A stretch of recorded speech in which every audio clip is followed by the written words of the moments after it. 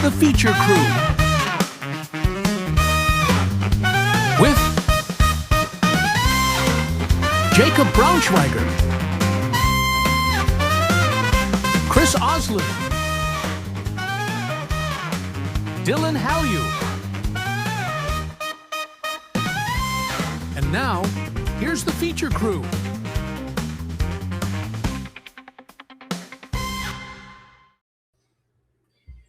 Hey everybody, welcome back to the Feature Crew Live. This week has been a big week in AI news, like all over the board. New models, company news, pretty much everything. So we've got a lot to get through today, and then we'll, as always, be doing some live build towards the end. And we have some exciting live demos actually as well this week. Nano Banana 2, Arrow 1.0 from Quiver AI. So a lot to cover. Let's dive in, boys. You ready? And an exclusive demo of the Feature Crew. So some stuff to see. Okay, all right. So let's get going. We would be remiss not to do probably the biggest AI story in the world right now, which is our friendly neighborhood, DoD and the Anthropic fight. So there's been this ongoing conversation between Anthropic and the DoD, where DoD uses Anthropic a lot internally, and they've asked for some concessions on Anthropic's part. Anthropic's characterizing this specifically as they drew a hard line on autonomous kill decisions and surveillance of U.S. citizens, right? Domestic surveillance. And the DoD wants them to sign up for any lawful use, right? So not creating these specific carve-outs or hard lines, but instead just say any lawful use. So we're not a political channel necessarily. We're not a political discourse one, so don't worry, we're not going there too hard. But Dario put out a statement essentially saying that they would not acquiesce to the DoD's command or acquiesce to the DoD's desires. There's a long post here. I'm not gonna read it all for everybody, but you can certainly see it on Anthropic's site. But they ended with, we remain ready to continue our work to support the national security of the United States. OpenAI also put a joint statement saying they agree with that framing, that those two carve-outs they believe are correct, which prompted a few things to happen. First off, some wonderful memeing about Warclad. I don't know if you guys saw this or not. If not, here you go. Let me make sure I'm sharing audio, because we gotta get the audio. It's not right otherwise. Warclad, also known as Terminator. Meet Warclad. Whoa. Warclad's helpful, lethal, and honest targeting protocol achieves a civilian recognition rate that exceeds every NATO standard. The war machine powering the American century. Coming to a combat theater. Water bottle's unbelievable. Meet Warclad. Good Helldiver scene at the end. All right. I mean, the memes are flying, of course. I don't think Warclad is the correct name. I think it should be Claude Kill, obviously, following their Claude Code, Claude Cowork, Claude Kill. It would be the correct naming convention. So jokes aside, the response were that Donald Trump put on True Social saying he's directing the federal government to stop using Anthropic. And then breaking news a few minutes before we went on air here, Secretary of War has declared them a supply chain risk. So this was sort of the potential outcome of this. You're starting to see, if you read the AI 2027 paper, there's a lot of discuss about how as the models improve, you're going to see geopolitical tensions. And I think we're certainly seeing that here. And it remains to be seen what happens, right? Every negotiation is always ongoing, and we'll see if this holds or if it goes back. But that is quite the moment. Quite the moment. Yeah, And absolutely. I'm so surprised this has been, frankly, so public. Like, part of the whole like AI 2027 thing was like, it'll be in back doors. But this has just been an explosion in front. And obviously, again, we're not political, but this is kind of like, part of the Trump administration kind of like playbook. But I think it kind of raises, like, in a good way, it's shown a good visibility to these issues, right? Like AI 2027 was very niche.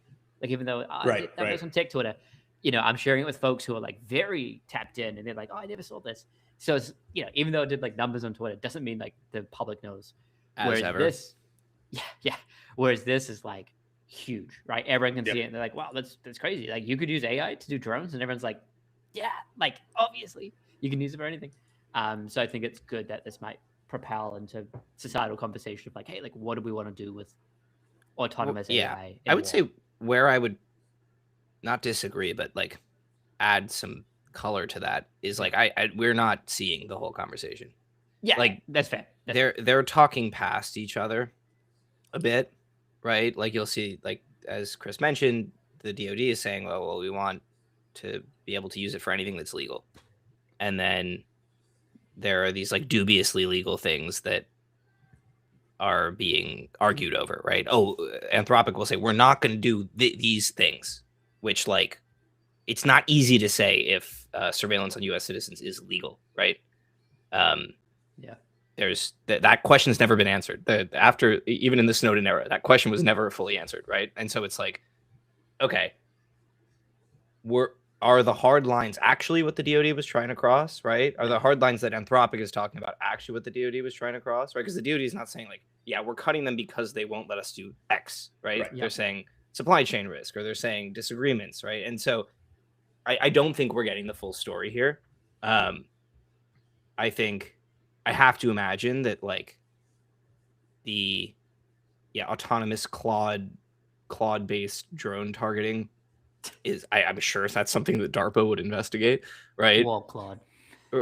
Claude kill. Claude kill.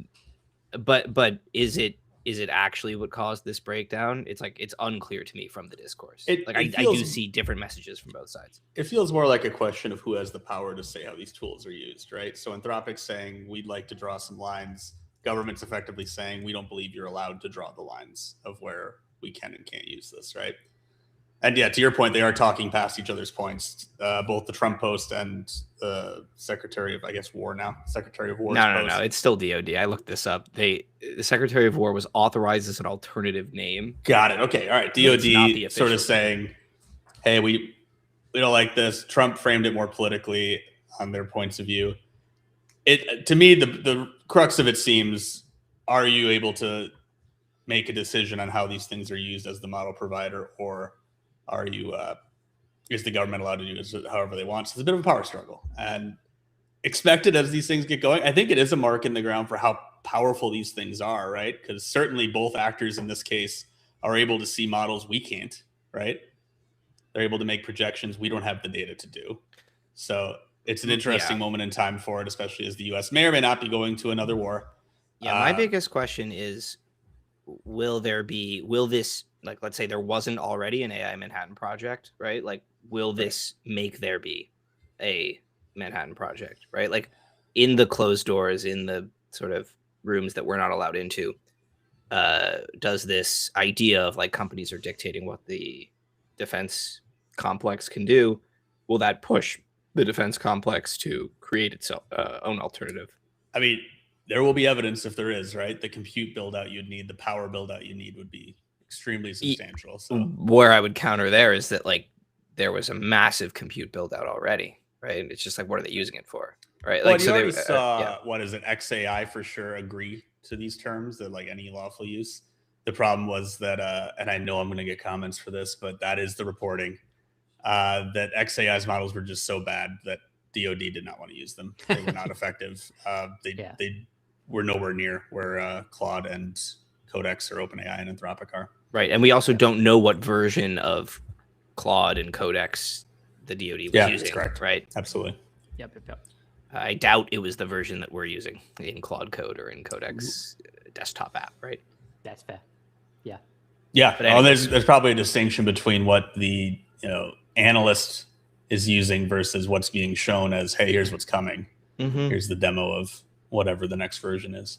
Yep. So I guess AI is getting really real, right? Like it's and that's going to be a theme as we go through some of these news stories. This is obviously on the political end, but we'll start to look at some of the job world. Is that a segue?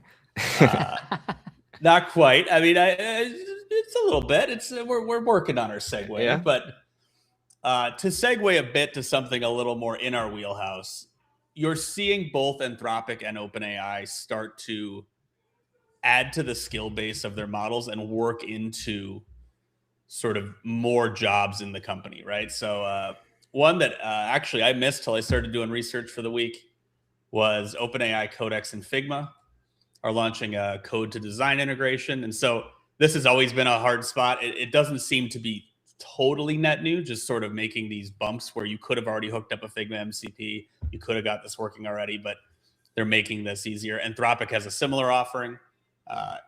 There's been an integration between Claude Code and Figma. Wait, we should talk a little bit more. It says code to design, which is different than what has existed in the past. Claude Code has a similar idea that you can. Yeah, but the MCPs in the past were all read only, right? Yeah, but it's not just that on Claude Code anymore. There was early this week maybe an announcement on that. Yeah. I think it's this is interesting to see, right? Where it's like you're starting to use the pushing into like Figma write MCP, right? Which is a big deal. And the fact that Figma hasn't launched anything to this effect, right? Instead of building something like this from the ground up, they built a coding agent instead. Right. And so, yeah, instead of having their agent write to Figma, they had it write to a repo somewhere. Well, sorry. Yeah, and I was just going to say that, so this is different. And the interesting thing to me here is that I see this as a loss for Figma, because Figma, as far as I can tell, has not figured out how to financially benefit off of like a swarm of agents, right? Unless if you're like giving them all a seat, but that doesn't seem correct. I think part of your thesis you've had for a while that I agree with is it's hard to see how the value doesn't keep accruing to the model providers here, because Figma's problem is they have Figma Make, right, which is a coding agent, but as I think everybody in this panel knows, Figma Make prototypes are fairly useless for anything in an existing company, right? If you're going 0 to something, maybe it effectively writes React boilerplate, which isn't useful, right? If you hand that off to a dev, they're like, wow, I appreciate you, man. This is not integrating our component library. This doesn't use our patterns. This doesn't use our existing code base architecture. This is sort of just like a student project handed off. And so they've had to acquiesce to actually the best way to do this is for the coding models to be able to consume a Figma design and code directly in the code base. And enterprise is where a lot of this software dev money is at, and you need to be able to write into the code base for this to make sense. To your point, they're also going the other way. You can ask Claude for a design and get a design mock-up there. I'm curious how that's used as often. Like I can certainly see once I have a design, Claude being able to write back to it super useful.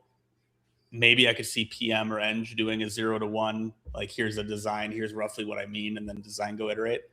But either way, we are solving the hard problem. If you've ever tried to build a website with these models, the hardest part is getting it to look how you want it to. Yep. And part of that is like, so yes, if your company has a bunch of, or if you individually have a bunch of components already wired up, or you're going to use some like library, like this, the component library thing is where I see Figma's moat at in this whole situation. And the fact that to go back to the point I was trying to make before, like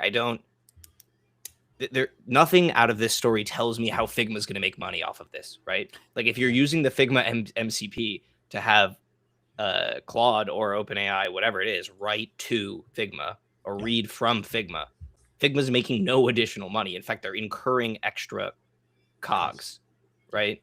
Right. Because now your agent might be doing many more writes or many more reads, right? Without you spending any more money. And so this is a very interesting, like, how do they take that moat and translate that into revenue? Because today with AI companies, like when I try to distill it, what you are trying to do as a modern day AI company is sell digital labor. You're trying to sell labor, right? And so in this case, Chris, you said like, oh, the model provider is the one that benefits. It's not always the model provider, but it is the person. The model providers are great at this. It's the people who are selling the labor, right? And so if I just plug my Figma account into somebody else who's selling the digital labor, and my Claude Code subscription or my OpenAI Codex subscription is what I'm actually paying for the labor on, and then the tool that digital laborer is using is effectively free because I already have my seat and it's using my seat, right? Like Figma needs to figure out how to make money off this. No, you can see in their stock price, right? Their stock price has just been in the tank. And I think you're absolutely right that it has this problem of what is your moat, and the moat for Figma sort of is the components, but the components usually just live in your design files, and then they're not reflective of what's in code necessarily. There's a separate component library created in code that's meant to mimic what's in design, and there's always this problem of your latest components are in design, but they're not in the code base. Maybe that's where I've worked over the years, but all the companies I've been at have had this desync problem. And so, like, what is Figma's moat? They have the best canvas in the world, right? Certainly have the best vector editing in the world, but a little tease for later, you're starting to see the models start to be able to make SVGs and make points on them that start to look a lot like that moat is withering away. Because how hard is it to build that canvas? Probably decently hard, but these models are getting better at coding. So what's stopping a startup from doing this and getting acquired by one of the model providers? What's stopping the model providers from doing it? It's interesting. We haven't seen that moment yet. Like, we haven't really seen the moment where it has become worth it for the internal company, Anthropic or OpenAI, to build the tool themselves versus just acquire it. I mean, but it's not about building the tool, right? It's about the users. Yeah, And the component library. And I think it is about building the tool, because the Anthropic acquisition we'll talk about next is literally, I think this is a faster way to do computer use than if we roll it up internally. Well, yeah. I mean, are you? Yeah, it depends on like what your timelines are, and like. I think a lot of the hires is it like just 3 days? Get people, right? And it's get people. values. It's get people. It's like, absolutely I think get people. a lot of the time it's more like they could do this if they just like let Codex rip for a bit, but they're like, hey, if they can build a C compiler, right? Like, okay, yeah, like building a vector editing interface is like not easy, but not as hard as a C compiler, right? And the acquisitions are important to look at. We'll be covering them, but I think a lot of that is to drum up hype and acquire people. That's all they're doing, right? They're just trying to suck everything out. Like, there's a Twitter post I saw that did numbers, which was like, Anthropic's hiring their last engineer for like $500K. I think it's more like they know that there are people in AI. There's probably going to be a bit of a pipeline that like kind of the funnel is like decreasing, right? Like, maybe you have people starting AI research, but like, we don't need people who are starting. We need whoever has actually done stuff, because this might be the last year of productive work or whatever. We'll get to that later. But yeah, so I don't know. Well, let's move on to the next segue. Wait, pause before we move on. We've got some activity in chat. I wanted to welcome back Berkut, Der Straber. All right. John Doe. Regular subjects. Yes. Regular suspects. Welcome back to the live. And anybody who's new, thank you for joining us. We're doing this every Friday. Every Friday. And we're always trying to improve. So let us know what you want to see in the live. All right, continue. Well, let's see. I'm gonna rearrange the order here. So what we were just talking about is Anthropic has agreed to acquire Vercept, which is not Versal. Different companies. Very important. Thank you for highlighting that. I was kind of like, wait, well. Very different companies. This specifically framed around computer use, right? So the next big wave in agents is get them out of just the terminal window and get them using the computer. You could think about one of the first use cases for this as, hey, I want you to build this website and have it look like this thing. I need to be able to see it. And then for unit tests or trying to find error states, it needs to be able to click through the website and try things. This also accrues to a lot of digital labor around, hey, go click through and make sure we didn't have any regression in the latest build. So automated testing, automated review of visuals, all of this is around computer use. So I expect all of the agent providers to be big on this. I did find a official guide. I will save you the audio on this one. It's very, very canned audio, but you can sort of see what they were going for is you prompt it, very typical interface for it, and it starts to open up websites for you. They obviously accelerated this, right? This is probably not the real-time running speed of all this, but it being able to use a browser, it being able to work with your entire OS to open up products, look into things. Right. And this is nothing new, right? Like, it's we've seen there's two levels of things happening here, right? There's like computer use specific models, right? So models that are great at understanding a UI and then like actually putting the XY coordinates of the cursor on the screen.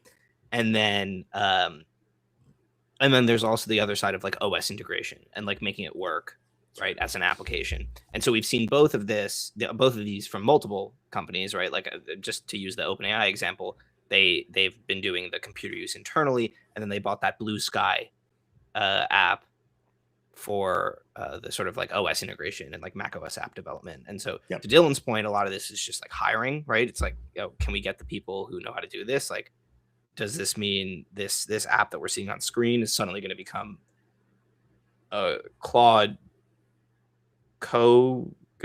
computer or something like that? Right. I don't think so. I think it's more like they might take some of the tech and more so than the team and build some of this stuff into Claude because they're feeling like it's very important and it's easier to grab some people who've been working on this problem for a while than try to, either hire from scratch or make the tough decision of pulling people off projects internally that are working on something else and then have them ramp up, right? Yeah. And at the speed that we're going, I think you guys are absolutely right that it makes sense to acquire people in and just spin up more efforts because you're going for broke, right? The competition is so tight. And to be fair, this is a whole, like, building a company. I think about this a lot as a new founder. Building a company in 2026 is completely different than building a company 5 years ago. And the types of companies you build, like some of them are the same for now, but for the most part, like the big successes look very different than the big successes from just a couple of years ago. Yeah. And one of the new strategies is build a product as an basically as an interview, as an audition for right. Do you want to hire my team? Because hiring is so difficult, and these companies with a ton of money, like unprecedented amounts of VC money, even Claude, right? Like we always talk about OpenAI's coffers, but like any AI company is getting unprecedented amount of capital to throw around, and so that becomes like, okay, well, when they're trying to hire, which is an important part of scaling, how do they throw around that capital? Is it, we're going to like build a huge recruiting team and fly people out and do these massive recruiting events? It seems like no. It seems like actually we're just going to acqui-hire. We're going to buy people. Right. So it's a way of getting around the interview cheating, the interview ambiguity that you've 100%. Right? And then it's like and it's great because like the whole like 6 month to a year existence of whatever company you're about to buy becomes the interview, right? It becomes this like orders of magnitude more valuable interview than even an interview before there was any AI cheating involved, right? So it's like, and in some ways it feels like the up level of the advice a lot of engineers got. I mean, Dylan can back me up here, but the advice was, where's your GitHub contributions, man? Like, don't list me languages on a resume. That's useless. Like, show me code you've written, show me projects you started. And now that's starting to apply generally, right? I hate that's true, but there has been a slight regression now, I think, and that's off topic, but yes, I think generally like building is more important than resume values. It's interesting times. Awesome. Well, on that same note, there's some other ones. There's been a lot of these announcements. So Anthropic also announcing sort of Claude for cybersecurity. And a lot of these are just building capabilities into Claude code, right? So it's starting to go after different verticals, starting to see what it can do in these different spaces, see how many jobs they can sell digital labor for. And this is the latest. You also saw, I mean, you've seen the design stuff, you've seen the code stuff, you saw the analyst stuff with Excel integration, you saw the co-working stuff that is sort of like admin-y, PM-y. To Jacob's point, you're just increasing the diversity of labor you can sell, right? I guess is one way to frame it. That makes sense. I would say that we talk about on the channel that the rub is it's general. I think these things are going to be sprawling and continuing to try and just add things everywhere, like constantly, right? Like now the kind of name of the game is, and particularly with autonomous AI agents, you can go ahead and be like, hey, let's go work on 50 different projects and see what shit sticks. Like that to me kind of reads like what these companies are going to do, because they need to like win it all. As Jacob said just 10 minutes ago, like you're trying to sell digital labor. Yeah. And to do that, you need everything all at once, right? Like some people are going to want like the enterprise cybersecurity. Some people are going to want like unrestricted computer use. Like you need to be fighting on all these fronts. And because these guys have access to it, they're like, well, shit, we might as well like fight on all fronts rather than be like, we're going to be the enterprise company or we're going to be the consumer company. Right. And it needs to be fairly out of the box to get massive deployment in an enterprise. I think that's something the Twitter AI chat always forgets. It's like, yes, theoretically, you could have already done this if you set things right and you built your right skills and you had this platform. But to break into that real mass adoption, it's got to be stunningly simple to point this thing at existing work you do. Like what made co-work for Claude sing was the demo of point it at a folder and it can think about it. Now, you could have already gone into your folder, attached a bunch of these documents manually, but even that represented a little too much friction compared to point it at a folder. So there's going to be all these little gains that come from having out-of-the-box functionality that is not wizardized per se, but is click button simple, because that's going to take you out of the AI early adopter crowd and into the like, oh, I think I could try this, and I don't know much about AI. I don't even know what Anthropic is. Yep. I guess to wrap up the movements of the labs section of today, I thought it was interesting. There was a scoop from, I think it was Business Insider. More bad news for thinking machines, right? 2 more have left quietly for Meta. So I probably not long for this world. That company's bled so many of the founders now that it just speaks to how hard it is. It's hard to be a new lab. Like you really, we'll see in some of the announcements, there are new labs. People are trying new stuff. And I think they fit squarely in the framing that Jacob and Dylan were talking about of auditioning to be part of the motherships, right? Like, like just asking for docking permission. But folks that are trying to go kind of net new approach to an AI model that can stand alone is a very hard sell. And it just really seems like this is proof of that. Yeah. I mean, unfortunately, I don't really have anything to add. I don't know. Like maybe everyone's just hopping onto like the big ones. I'd be fascinated to see Elia's startup. Yeah. Like Or they were Carmack definitely too. Yeah, they're all in shadow mode, like or stealth mode, whatever they call it in the beta now. But like let's see. I think some people are just, this is very different to what it was in like the early 2000s, right? Where like out of your garage, you could like, the American dream, you could build it, you can make $1 billion There's unicorn. no American dream anymore. The American dream is now no, seriously. The American dream Happy is Friday, everybody. get blessed with $1 billion and then go from there. Like American dream is YOLOing it on Polymarket. Well, I mean, there's that, but it seems like the real American dream is like, be blessed.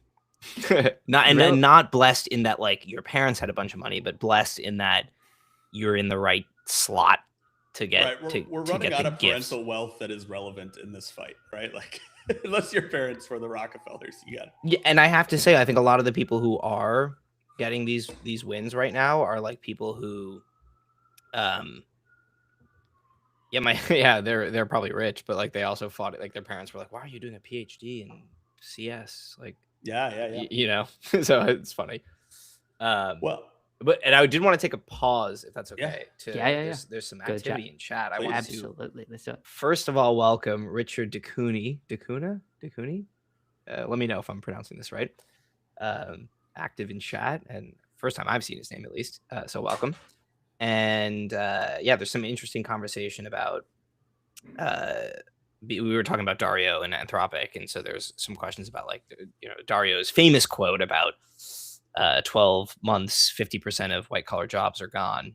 Yeah, so that's end of 2026, I believe, or thereabouts, based on when the quote was made. And I don't know. Do we have thoughts on that?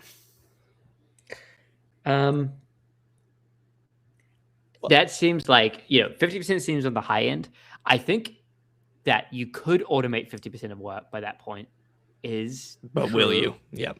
But will that happen?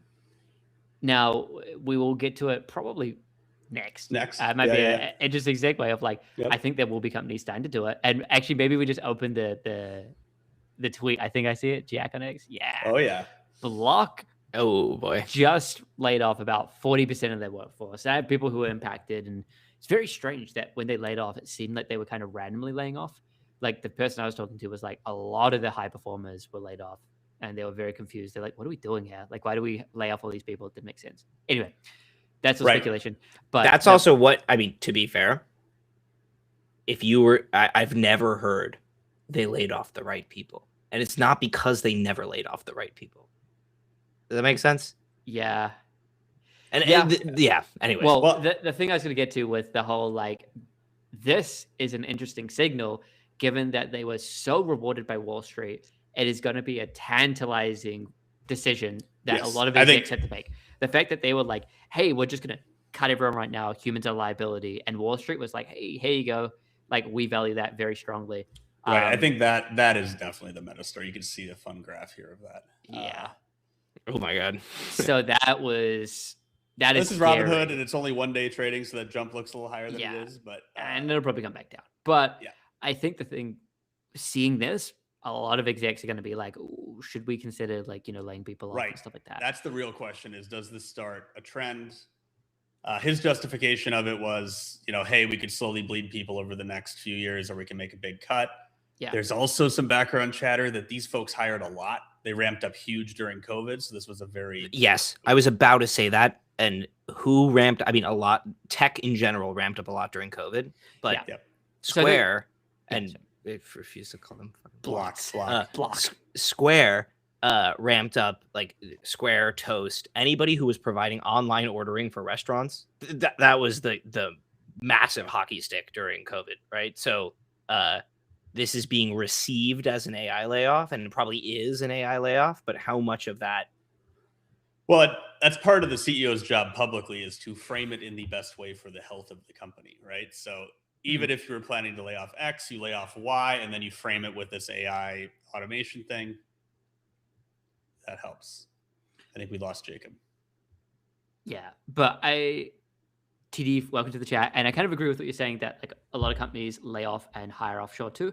I'm sure there's some offshoring element here. But I do think a lot of this, they're really trying to build it as an AI narrative of like, we're going to be so much more efficient, and we can just like lower OPEX, and then that justifies us being able to put a little bit more on CapEx, and then they try and build out, and then they'll probably just... Really, the question is there going to be another hiring spree, right?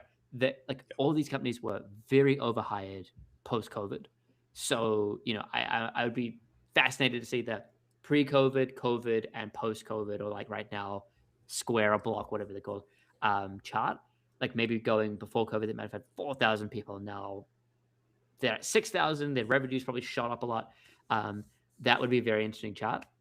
But I'm not convinced of the offshoring anymore. Like, I think that was the last wave. Like, certainly you saw a lot of companies do that. There'd be domestic layoffs, they'd offshore overseas. I'm not sure how much we're going to see that in this wave. I mean, I think that leads into the next tweet of, okay, 4% of GitHub public commits. There's a lot of problems with that metric. I understand, right? Code being measured in terms of commits is very fraught, because what's the quality of the commits, et cetera. But you follow the trend line out, it's 20%. So a lot of the labor you would have offshored, you're now automating. And the value of an employee that can automate a lot more work is more valuable than the employees that can automate less work. So even if I could offshore, said this. Yeah. We said this when we saw the offshoring happening. I mean, this is like, our offline conversations when the offshoring was happening was like, yeah, we're seeing this happen, but how long before these people are just automated out of a job? And I think part of it was like a 2-step process, and now we're going more towards a 1-step process. Yeah. Yeah, this looks a lot like people who were calculators back in the day. Guys know that was a job title. Yep. Then it was like... Or computers. Sometimes they were computers. Or computers, yeah. Called computers. And you had things like Excel, and the computer itself kind of replaced the need for that job, which leads into the quote Dylan mentioned of, hey, co-founder of YouTube saying, hope everyone enjoys their last year of meaningful work. I'll call BS on this right away, which is... I don't buy this idea that there will be no meaningful work in the future, but there is certainly a transition. There's certainly a lot of hardship. I mean, Dylan and I could be out at any moment, right? You never know. Working at any large company, you're like, are they going to automate this section of the company? That's certainly all real, and we're going to see a lot of job loss from it. I don't know that I buy the full permanent underclass narrative or the no one's going to have anything to do. I think the nature of the work just changes. Well, Yeah, but well, the question is how many people are there to do whatever the new work Right. is. So I think that's how fair. many people are needed to do whatever the new work is, and then how much does new work last before the new work comes along. And so I think we're in a high agree. frequency period. Yeah, I was gonna say I agree totally with what you say about like meaningful, right? In terms of like I don't think generating shareholder value is necessarily meaningful, right? Like we kind of shorthand that of like we're raising the price and we're making money. Right. Okay, that brings some meaning, but that's not the only form of meaningful work. Some people, the ideal case could be like, oh, we like embrace the arts, and people on like Broadway, they give like in-person entertainment, and that gives everyone value. Like that could be meaningful, but I think this, going back to what a previous question in the chat about how many people are going to be like unemployed, a lot. Like we're saying right now, like, this is kind of the year of the implementation of the agents. And I think this is kind of the like hockey stick thing of like, once you realize you're like, holy shit, you can just, as soon as the agent can do work, you could just let it do all the work, like just let it go in a harness. And suddenly you're like, wow, it did everything. We don't have enough work. Like it's just getting done, right? Like that's No, totally. And don't worry, I'm not going full Mark Andreessen here. Because the follow-up to this is like, I can buy that this enables a lot of creativity and a lot of like moving from being an individual artist to a director or a contributor to a manager.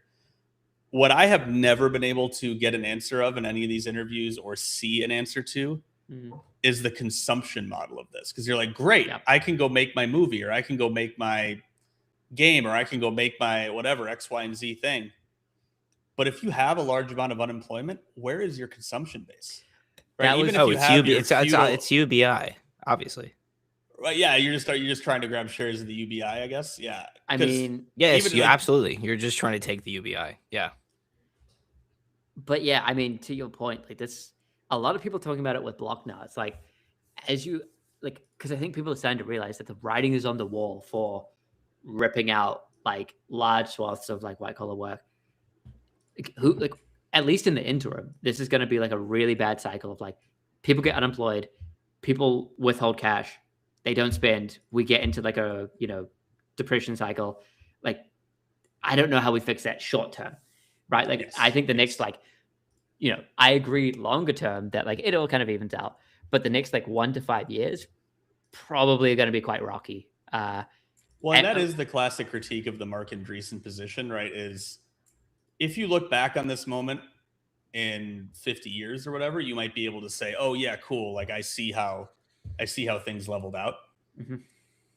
But that doesn't speak to the fact that like there's a rough decade, 2 decades, whatever it might be. And that's happened in history plenty of times. You've had really rough decades. There is going to be a very rough decade. Yeah. Like industrialization caused the Great Depression, right? Mm-hmm. Yeah. So wow. Yeah. Like one of the many. Yeah, absolutely. So I mean, history tells us we'll see something like that. I think, yeah.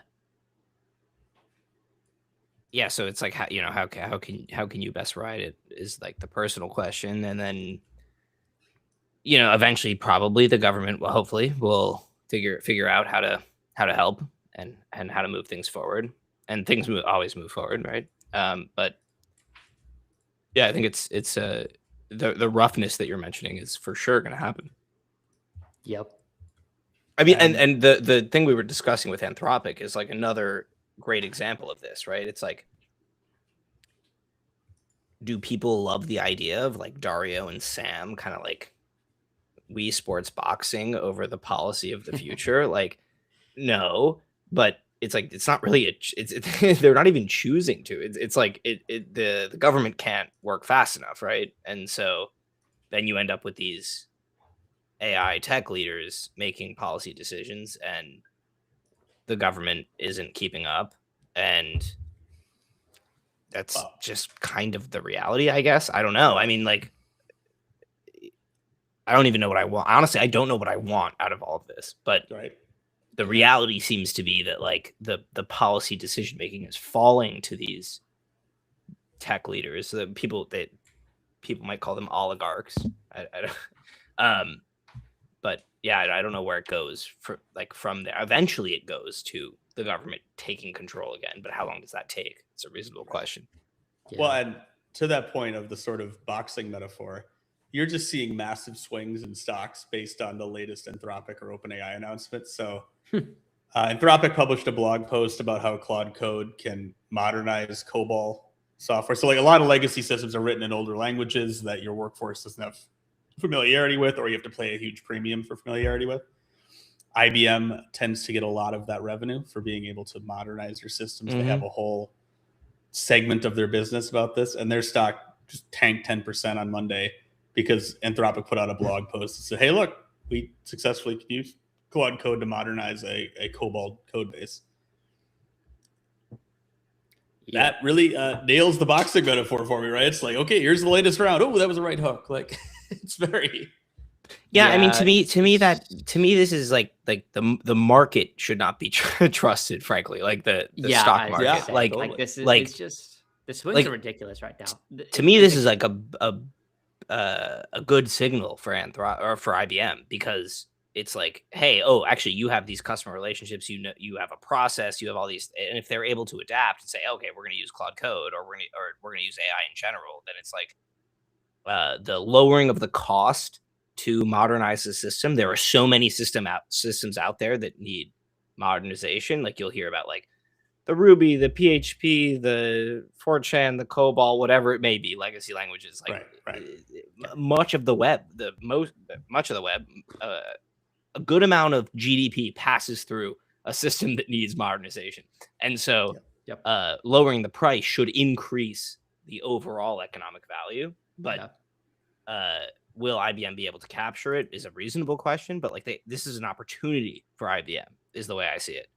And if Wall Street is pricing in like Anthropic will do everything and win all of the opportunity, I think that's a little bit wrong. I mean, I think it's the more than a little bit wrong. Prediction to make on the back of this is when you look at the block graph and you look at the IBM graph, you're like, IBM has all the incentive in the world to announce a layoff and then announce an integration with Claude Code to help modernize software stack. And then all of a sudden your stock's up 20%. Like, it's so sentiment based that I think you're absolutely right. There's an opportunity because of the existing relationships. And it's kind of one of these things like, hey, we made an automatic hammer and you were in the business of manually hammering nails. You're like, oh, okay, cool. Well, I can buy the hammer. Yep. Buy the hammer. Maybe I have less people doing the hammering, but here you go. And I suppose I don't see the comments right now because I'm in the presentation mode, but usually the comment that comes on the job loss thing is that this is all really white collar stuff we're talking about, right? Like if you're a plumber right now, you're still pretty okay. We'll see how the robots do. That's probably a next decade story.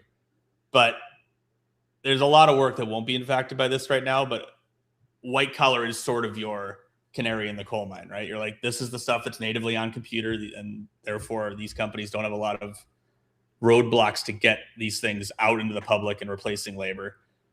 But it's not going to stop there, right? There's a lot of incentive to have robots that can do a lot of the work. I think the problem as well is like come back to the consumption model thing is that white collar is other folks kind of driving all these tech companies with like massive valuations, right? Yeah. You get tired, so you DoorDash and you hire the plumber and you do this. Whereas like a blue collar person is going to be like, well, I've got a rinky dink car, but I'm going to fix it. And like, I am going to just like buy from Costco and meal prep. Like, you know, if you are strapped on cash, you're not going to be like renewing your Netflix and DoorDash. Yeah. Is the white collar worker. Yeah. Right. So then it's like, hey, like what's all these valuations doing? And even now, like to Jacob's point of like the market not being trusted, like it's kind of insane to see like 3% swings down day. Like imagine if you go back like 2 years, this would be like an insane market to be in. But you know, it's very valuable for Wall Street and traders, right? There's a lot of money to be made with swings like this that are now like normalized, right? They're like, oh, that's great. Like it used to be like, 0.2%, 0.5%. You know, that's like quite a big day. How there's just wild swings every day. So crazy. Well, to move us in the direction of new things getting announced, new tools getting announced, maybe new opportunities being unlocked by the tools. I suppose the big release to talk about is going to be Nano Banana 2. So Google put out a new flagship image model. This is going to replace Nano Banana Pro for the vast majority of their users. I think if you have the highest tier, you can still opt to do it, but only on a They had a note on it at the bottom. I think it's only on a regeneration. So all initial generations of images from Gemini are going to go through this model. There's a few things to note about what they're kind of proposing here. They have the usual, hey, it's smarter and can generate better fidelity. We'll see a bunch of examples, but they're starting to lean into some of those googly strengths of it has the world knowledge. You can pull things off of maps. We actually did this with the Nano Banana Pro demo. Supposedly this is better now. So it's able to use real world information to make your images make more sense and to review its own thinking. I don't actually know what that means at the process layer. I don't know if we're running some reasoning in there. I don't know if if this is certainly a better image model, but also just a better harness for the image generation itself. Sort of what it sounds like. I don't know that they fundamentally changed the architecture of how they're doing image models. I feel like they changed the actual process to get the image on your screen when you're in Gemini's chat. We'll find out. We're going to demo it live. Well, yeah, and building a better harness that can be sort of handled by like, you could have built a harness like O3. We talked about a lot on the channel when we got our recap for 2025. It was our most used term on the channel was O3, right? And it wasn't because the various tools that O3 used really well weren't usable by previous models, but it was like when you put them together and then with the capabilities of O3, you got these great results. And so I think that's part of it, right? It's like the harness should match the capabilities of the model, or like needs to for end value production, right?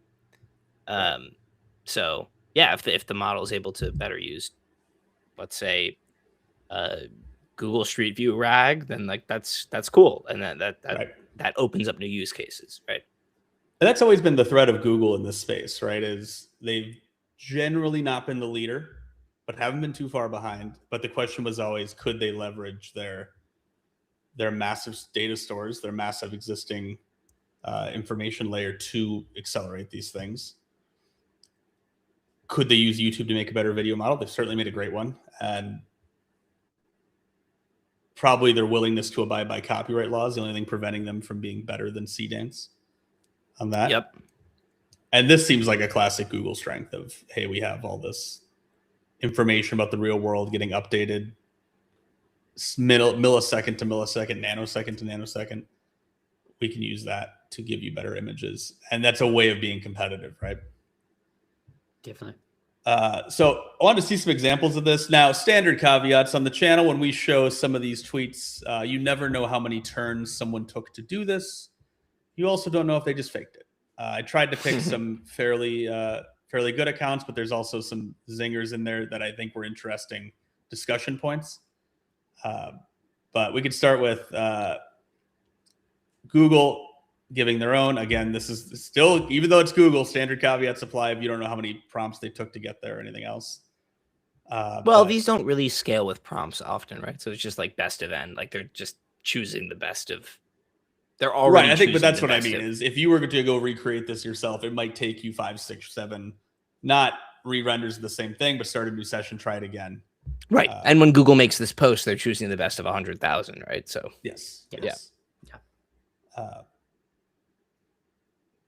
So improving on an existing design, big on their text. So their text is landing. I did notice in these images, the text still looks very photoshopped on. Yeah. Right. Like it's a different layer. It doesn't look settled on the image as often. It doesn't. Yeah. Which they'll get there, but this is still like you can tell there's a text pass, right? Or they're like, okay, we have the image and now we got to get the text right. Yeah. Or more likely that there was a text pass in training and it's being replicated here. Like, I don't know if there's actually a text pass in inference. Yeah. This was actually a pain point I had. I tried to have consistent characters that could be represented in different scenes and you could direct where they're laid out. Nano Banana Pro was awful at this. Like this is a feature crew test, by the way. It fell down hard on this. And they're claiming this now works. So you can have consistent characters, dictate how they're arranged, and have the scene rendered out. So we're excited to try that. That'll be fun. Mm-hmm. And we will be today, later in the live stream. Yeah, stick around, some live demos. Also, we tend to run prompts from the comments. So if you want to burn our tokens, by all means.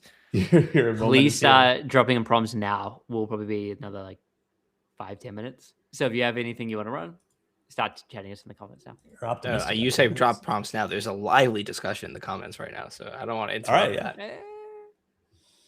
that. Okay, great. So that's Google's initial one. If folks are curious on the details, I also pulled up the pricing just so folks could see, hey, what this is priced at. Yeah. We're very cheap. We're very cheap. You get why Google's using this. So exciting to see these costs start to go down. Where this sort of has impact, if you think about something where you're doing real-time generation, you need speed, but also cost. So if you're going to make a game that was generating new scenes, if AI Dungeon wanted to add scenes, you need this cost to be really low because you're probably doing a subscription route. General consumer products haven't had this consumption-based model as much as they've had a monthly subscription cost. So this might be hitting the cost threshold where you could start to see some products use this in a meaningful way. Yeah, I mean, it's still tough. I mean, this is a tough. Yeah, I mean, we're looking at the point where like this is a very long ChatGPT response. Yeah, in terms of pricing. Yeah, for an image. So like if you ask for a detailed and not quite a deep research, but like the longest prompt you can get out of the longest response you can get out of a normal prompt in ChatGPT, probably between 10 and 20 cents if you're using the whatever the current flagship model is. Some fun tests people did. We had Ethan Malik did this test where gave them a book title and then had them make pages from it, which was a good test of text. Showed up really well there. And I like how the text is kind of like, it's not fully to Dylan's point from before. It's like, or I guess both of y'all's point, it's not quite perfect on the curve of the page, right? It still looks like there's some sort of pass and maybe, but hey, if you need synthetic data to get us to this point, do it. Looks good, just not. And this looks better than Google's demos, actually. Like their sign looked worse than these ended up. Like this one especially sort of got the withered look to it, which is good. Weathered. Yeah, and a little bit of shadow, yeah. This one, the photo stood out to me as like somehow much higher res than the rest of the book. Like it's like, wow. This is still like very AI slop. Yeah, like it's still improvement, but you can just tell. We were at Blurry Text not too long ago, so it's cool to see. Yeah, and the reason they're doing demos like this, I mean, I guess this isn't even Google. You said no, this is an individual. It's the researcher. But regardless, these kinds of capabilities seem to be in line with we're going for like a world model, right? Like whether it's text generation or video generation, like we're focusing in on the capabilities that don't actually matter for a lot of the day-to-day use cases of like, if I just want to generate an image, right? Like, how many people many people need to create images, designs, etc. in their workflow. How many of them care about like, okay, not only is the page curved and everything on the page is curved, the details, but then also that the image on that page is interesting. And like, that's generally an afterthought. That's an edge case of those generations. And text is usually like, because the first thing your mind goes to from a design point of view is advertising. We have a lot of text, but something we've talked about before on the channel is you really don't want a one-shot generation for your ad using an image model. Like you want to have the image and then where the text should land, because you're going to localize it to a bunch of different locations. You're going to change. Right. Their pitch would be, okay, you could generate new images each time, but I think what Jacob's hinting at is absolutely correct, which is the real professional design workflow to this would be do a generation and give us layers or give us some editability so we can do that. Absolutely. But if I'm making a world model and I need a lot of synthetic data and I need to demonstrate how much I understand the physics of the world or how light should bend, or that is getting closer to this. Because the one we have on screen right now is showing like image within an image, right? We're generating an image within a coherent image in that image that follows the sort of physics rules of the first image, right? Yeah. And so like that's even in ads, that's a low percent, like text, high percent of ads. Text on page, an image on page that's a small percent of ads, right? So and you wouldn't even then, want it. even then you're looking at a pretty small percent of the potential use cases, but this is super important for like you want your image to video to whatever comes next model to be generating a coherent universe, and like you want it to be able to next frame predict a whole universe simulation, then yeah, okay, like I see where you're going. But yeah, I just think, like I said before, the rub is it's general, and it looks like everyone wants to do everything, and it's not going to make sense until it does, right? Like 12 months from now, when everything's like popping off, then we're going to be like, ooh, like that's kind of insane. But for now, it's like, hey, like why have this when you can be investing in like coding agents or winning some other kind of business? But I think the thing is they have to compete in all of these, and even things that don't seem high value right now accrue to that high value in the next like 6-12 months. This was a fun one. Someone just made some classic Pokemon screens. Nintendo probably not thrilled with that. We'll see if they ding our live stream for this.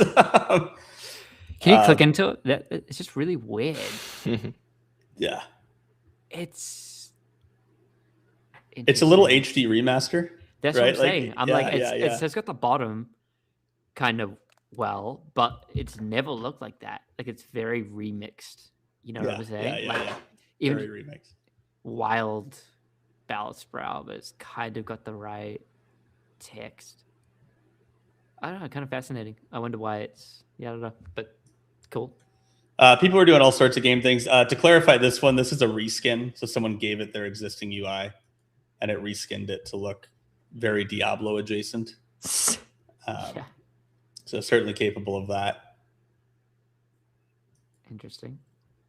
This was showing character consistency. So they generated a character and then had her in different scenes, which is actually legitimately a value add. Like this is where you go, okay, this is actually useful to your normal image gen end user, because Getty Images is having a bad day. They've been having a bad couple of years, but like this lets you just go, okay, cool. I can generate a set of characters that we want to show doing things, and then they can do a set of things.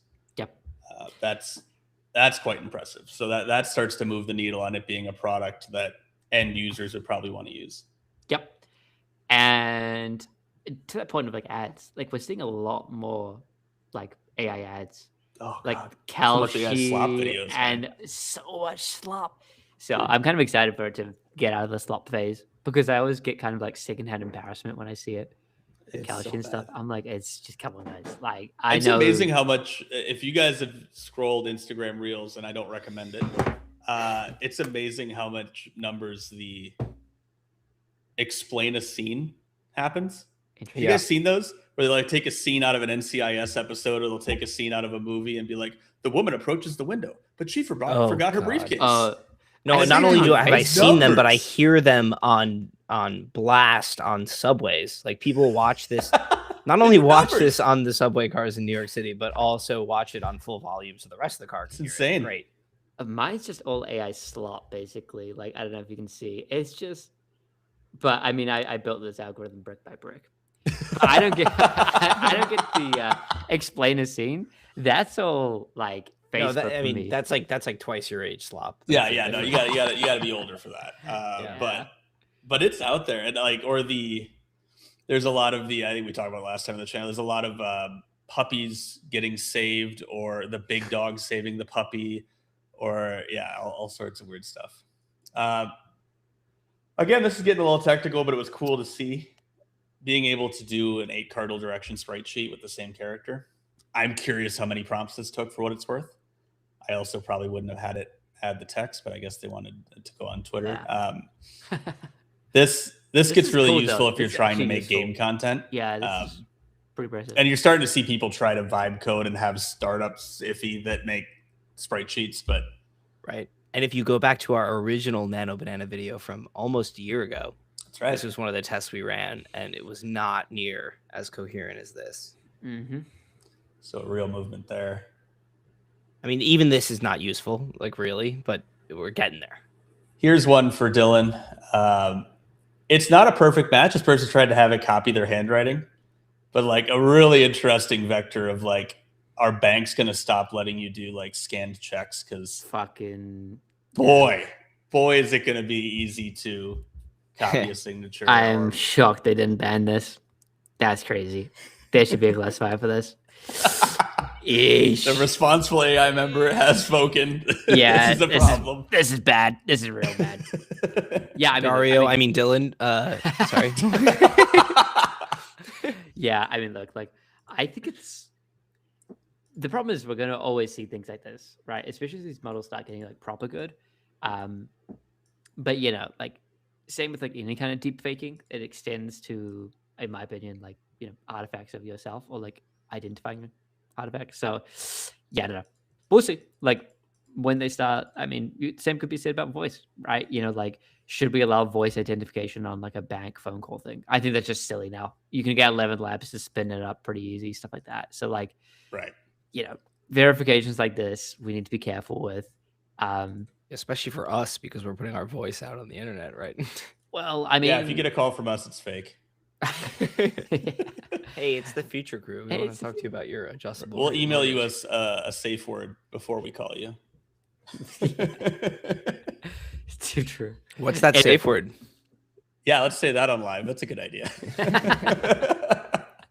I took my responsible AI training. Oh, very good. Very good. Okay. So now we're going to get in the weeds a bit. We'll get a bit tactical before we go back to being fun.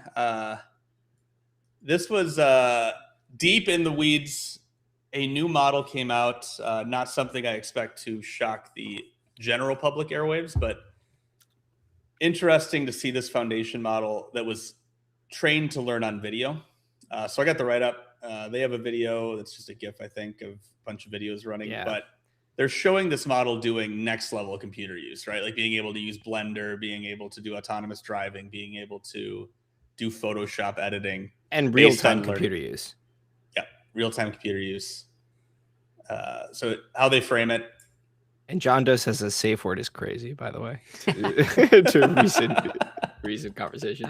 But the like hexagon runner, I forget what this was called, but I played it in middle school, like the runner jumper thing. Like that demonstrates like millisecond computer use or something like that, which is like a big deal. I mean, to me, that's the biggest deal from this whole reveal. Yeah, I think they also show driving a car, right? Same thing of like, you know, like quasi real time. You know, that's kind of what you need to get to for it to be super useful. Yeah, they claimed a few different innovations. So one is they claim a special video encoder that could compress a lot of the videos down to make it easier to learn that rapidly. We'll see. Gotcha. Like essentially not using the full token use it would cause if you just dumped these videos into, I guess only the Chinese models can accept videos right now? Question mark. But it trains and infers directly on video instead of screenshots and can learn unsupervised from the entirety of the internet's the pitch. But I believe it can learn from video. This is back to Jacob's point on it strikes me as a company that gets acquired. Yeah, 100%. Oh, yes. Fundamentally. Yeah. Real-time computer use, a thing that everybody wants to do, and other people have hundreds of millions of dollars more to do, but haven't spent the money in that direction yet. That sounds like an acquisition, not a sustainable business. And they did the right things here, right? They built their data set. They have a proprietary data set where they just had a ton of recordings. Do they have an API? That's a good question. I don't think so.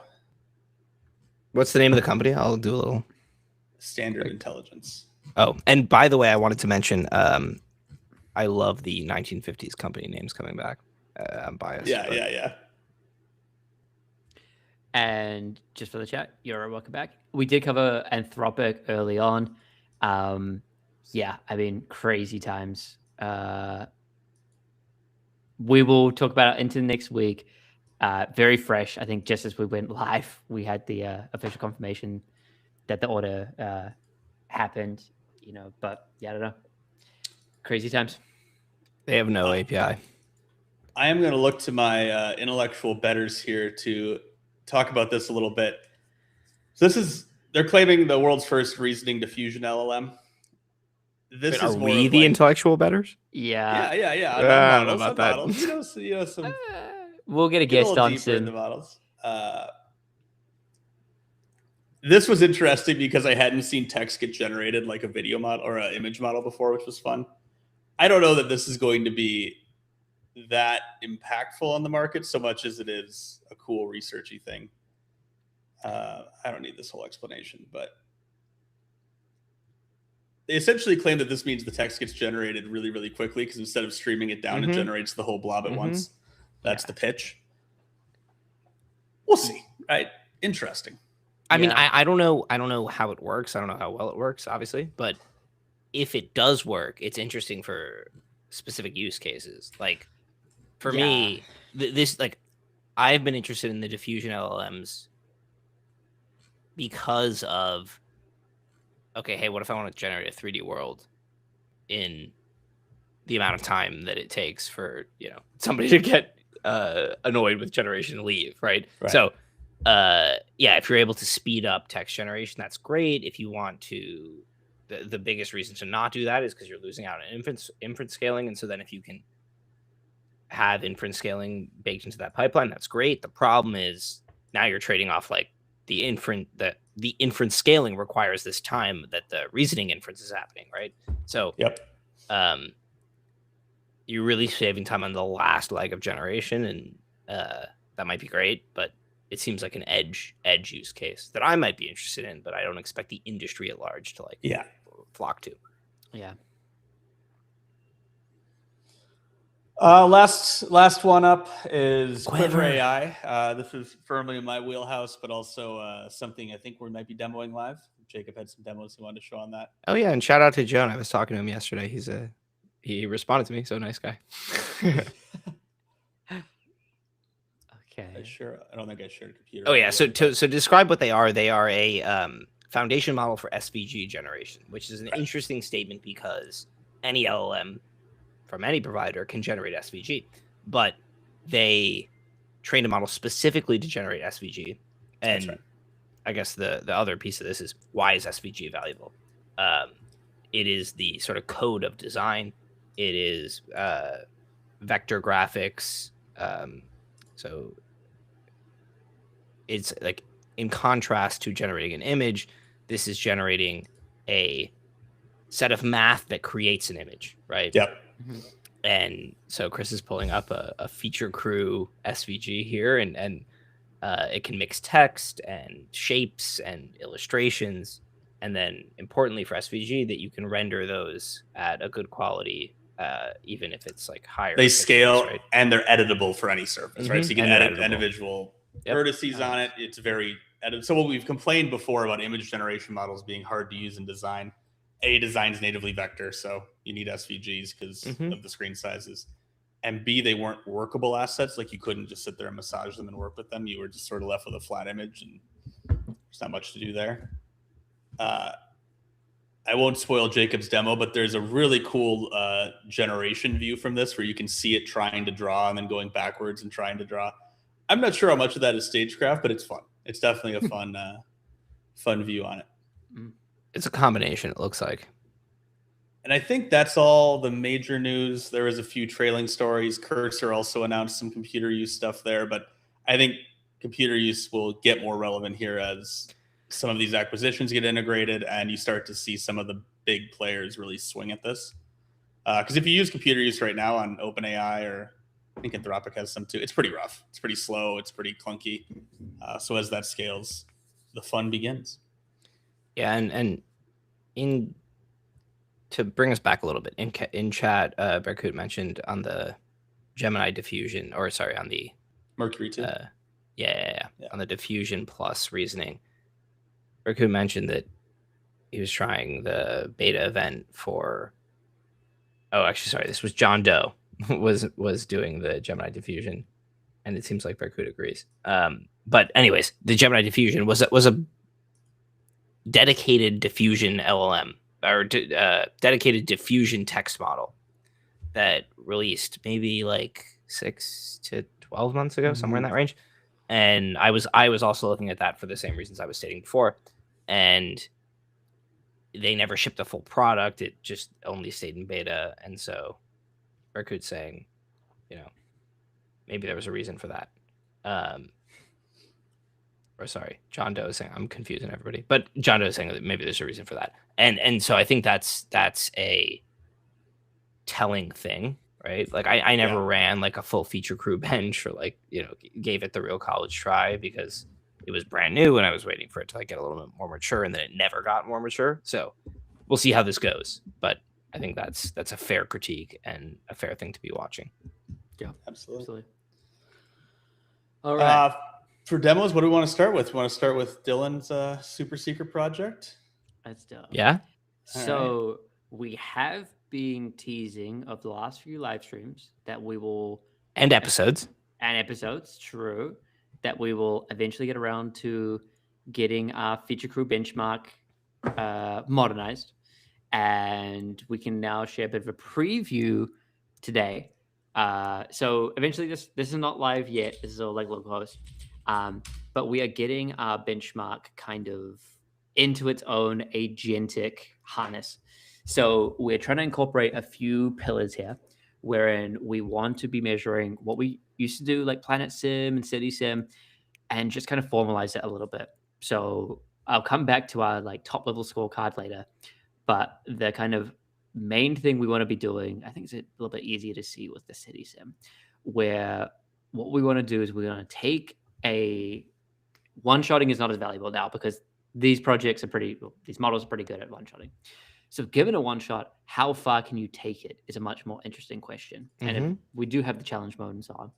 But what we're trying to do is be able to, from a seed repository, add a whole lot of tests and see how well it's able to go through those tests.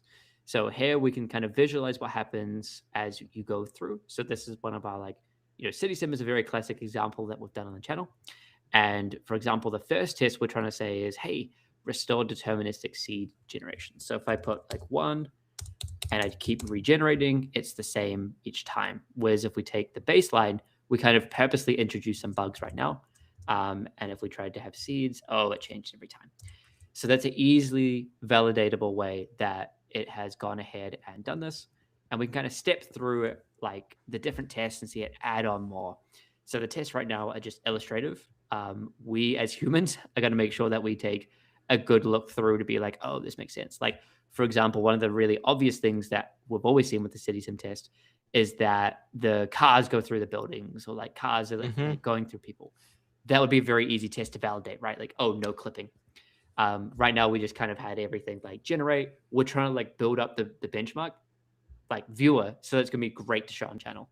And then we can, for us as well, it makes it easier to react faster, right? Like we have these models, we don't always want to have, there will be a vibe component to our benchmark, but to be like, hey, like, did it do this? Did it not? We expect there to be a lot more models this year. And we want a little bit of like programmatic rigor to be like, oh, this performed much better here compared to this model. Right. I think that there's a couple of levels of stuff happening here, right? Like one is just like we run these benchmarks on our channel and we wanted an easy way to show the results, right? And so like sometimes we'd upload the results and get them, on the website so you can see them. But now we can like very easily let people browse the benchmarks. Then on top of that, we wanted to run longer benchmarks with like sort of standard test cases. And so then we have that here as Dylan was showing, like, one test case is, hey, is the seed, like we've got some problem with the code base, we have to fix it, and then we can see if it passes. So we're able to do that sort of validation step autonomously. Go ahead. As I say, importantly, we're also trying to add the idea of hidden tests. So what we want to do, for example, is have a set of things that it is aware that it needs to fix, but we will also add hidden tests as a way of adding some kind of taste variable that we expect it to hit, that is like implicit to the issue, right? Like if X, these are the acceptance criteria, but often we also mean Y and Z. That is something that's often missed by AI, and where we can kind of have it as another variable to allow us to show like where the different models are excelling or not. And then the last thing to show off is we do want computer use to be part of our one of our pillars. Like we expect it to be kind of heating up a bit this year, so it might be a small portion of our entire benchmark, but we also have this benchmark able to orchestrate either through the native computer use or using MCPs. And the model, for example, this is just GPT-5 codex. I expect it to use at least an MCP to be able to go do tasks like, oh, go tell me the quote for Apple at this time, or tell me what the NASA image of the day is and what the title is. Again, a lot of these are not going to be the final tests that we use for our official benchmark, but we are trying to like build this up so that we can then, add tests in and be able to like present this. So expect as models come out in the future that we'll be able to give you a pretty visualization like this. We also want to make sure that we are running it against the metrics of how long it takes, how many tokens it uses, how much it costs. Right. Because Sonnet might be more expensive than Opus, and they might have a very similar final score. So we often talk about on the channel kind of vibe based that there are some models that are like workhorse models, and we want to be able to quantify that. It is valuable to know that this model is the absolute best, like HLE or Sweetbench. But often you won't use that if it costs like 10x more. And that's another variable we're going to add here. So we've been iterating through this. We're trying to get it to, this is kind of like MVP state. That's what we're going to show it on stream. And we will hopefully be using this for live videos, like flagship videos in the near future when new models come out. So we're doing the last tweaks to make sure that we have tests and stuff like that and everything looks good. And then expect this to be live on the channel or on the website, and you can go have a look. Yeah, and I just want to drill in on that. Like that's super important. The cost and the tokens and the time, right? Like this is super great because like as somebody who's vibe coding all the time, or like even beyond coding, like using LLMs to do work for me, understanding the cost and time is sort of the trade-off, right? And as Dylan was saying, some models are workhorse models, some models are, as OpenAI would put it, research grade intelligence, right? So where you're willing to trade off like a long runtime for like a really high value result. We want to quantify a little bit of that and help people make decisions, and frankly help ourselves make decisions on what models to use for specific tasks. And I think this is a really great tool to do that. Yeah, it's really, built for us in the audience in the sense that we're lucky to have a very kind of hackery buildy audience, right? People are out there trying stuff. We hear it in the comments all the time. So trying to give you useful information, not just what the best is, but, oh, hey, you want to do this project you got? It needs a lot of image gen. Here's the trade-offs. Absolutely. So exciting times. Expect this to be live soon, TM. As soon as we finish off kind of the hard human thinking that we need to finish off here. But excited to share this with folks. So look forward to sharing this soon. Awesome. Absolutely. All right, should we do Quiver or Nano Banana next? I can hop into Quiver if you want. Yeah, sweet. Yes, so. Yeah, get that going here. So as a reminder, Quiver is a SVG generation model, and they seem to want to be, the company presents themselves as foundation model for design. Bum, bum, bum. And you can tell from their website that they are adopting the Figma design language. So screen is sharing now. If I go back to, let's see. If I go to here, you can see like this is the generating. Yeah. I mean, this was big Figma energy here, right? And then if I scroll down, you can edit this, right? I mean, they're going for Figma 100%. And I've always thought that this is the kind of thing Figma should do. So interesting to see it from somebody else and not Figma. But if I jump back to their actual app, they have a couple options for generating an SVG. Their output is always an SVG. So they are landing themselves in 2D vectorized graphics as their output, and they are making foundation models that are the best at that. And if you've been on Twitter recently, you've seen that the SVG benchmark on Arena, on LM Arena, I think it's arena.ai now. They rebranded a little bit. But they've recently, over the last couple months, expanded from just front-end design and chat preference to some more focused use cases, which it seems like friend of the channel, Peter Gostev, was a big part of. So shout out to him. You've seen models generating SVGs and those being compared. And recently, Quiver AI, the Arrow is the name of the model, came along and destroyed every other model that existed, which is always a good signal. And here, as I'm scrolling through, these are some examples of what the model is able to generate. And if you've ever generated an SVG with a model, you know that this is way better than what they are generally capable of. Yep. And so we can do a couple tests here. So I think the first one is just doing they have a couple terms here. They have imagine, which is generate something from scratch, and they have vectorize, which is take an image and turn it into an SVG. So we'll start with imagine. Does anybody have a request for what I can wait a minute and see if Chad has a request for what we should generate? I don't have anything in mind. Boys, do you have something? I'm curious what Chad says. Yeah, me too. I think in the interim before we have chat, just so we have a backup, should we do feature crew like a neon sign on brick background? Oh no, it does struggle with the neon on the brick background because that's a little more imagey, less vectory. But I could do vector bricks. Okay, sorry. What did you say? There was something in chat. We have Richard Kuhn. Yeah, make an albatross on a bicycle, which is a good test case. Let's see. And we have the MMA Hawk saying Cthulhu afterwards. We're always back. We have 2 good tests. And welcome back, MMA Hawk. Okay, so then I will.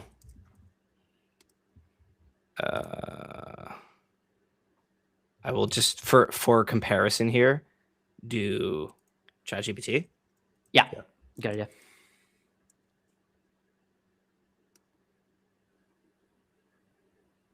I mean, I guess I could always do more, but anyways. But show it on Quiver because this is now, the fun part. Yes, this is what Chris was mentioning, is that as Quiver inferences, you get this cool streaming build out. And it's interesting because as Chris was saying, he doesn't know how much of a show this is. There's absolutely a show. If you saw before over here on this one, there was on the leftmost one, there was when they were doing the wheels, the circle streamed in segments. Yep. But if you're drawing an SVG, either one, it's drawing the circle in segments, which doesn't make a ton of sense, or it's drawing the circle and then streams in the circle, and then to buy time for the next stream in checkpoint, it does the circle in segments, sort of animating it on the front end. I mean, either way, cool animation. I mean, they obviously put a ton of work into this. I mean, this is what you get when you've got significant money to do a launch. Yeah. I mean, look, even the first one that's generated on the left-hand side is quite nice. It looks like an IPA. You see that. Yeah, it absolutely looks like an IPA. Kirkland IPA. Yeah. Yeah. Let's have a look at has ChatGPT come back? Because for comparison. For comparison, please. Yeah. This is what we're way more. This is what we're working with. This is what frontier models are working with. And obviously, this is a free account just because of the browser window I'm in. But if you go to Arena, you'll see that the pro models are better, but not significantly better. I mean, this is very different, right? And just random aside, if you go back to your ChatGPT, you have the treatment. If you look at the top left, ChatGPT does not have the models anymore. They sorry, go slightly to there. Oh, maybe that's just the plus. Sorry, it's because you're free. Yeah. Mm-hmm. There is a new treatment where they seem to be just, even in the paid version, kind of hiding the model and stuff. Very interesting. We might, showcase that later. If you do this on Nano Banana 2, it'll do a really good bird on a bike. But importantly, even if it looked better, it's way less usable. And also SVG. Wait, but Nano Banana 2 can't do a bird on a bike, by the way. I think it can. Or not an SVG. Not an SVG, I don't think. Yeah. Right. So this is different. That's right. Yeah. And even I think the output's always a PNG or a JPEG, so it's completely not usable for your logos, because what you want to do is pull down the SVG, and then in our IPA example, you got your small cans, your big cans, your box. You want to be able to take that logo and size it differently. You want to be able to edit parts of it. Maybe the wing needs to come up, and you can do that just with the vector points rather than having to regen from scratch. So, very cool model. Let's try Cthulhu. I'm curious what Cthulhu comes back as. Before we jump over, I had another thing I wanted to do, which is look at that purple one. Yeah, I was gonna say the purple and the far right one are also very good. I mean, all 4 have been pretty impressive. And if you switch over to outline view, you can see the Yeah. actual path that it's generating, This is right? good stuff. And Yep. so like this is the sort of Figma equivalent, Adobe Illustrator equivalent of like what's actually going on. And I haven't they sort of claim editability, but I think they mean editability in other programs. Like it's interesting that they have this view, but I have not found a way to select any of the points and actually edit it in this view. I do think what they're doing is really cool, and like if anybody from Quiver is watching, like welcome to the channel. This is awesome, but it's a little weird that they have this like view and you can't edit it. Like it this is the exact visual treatment you get in an editor interface, and I can't like look if I click on any of these points, nothing. Yeah. But I did want to show before we jump over to Cthulhu.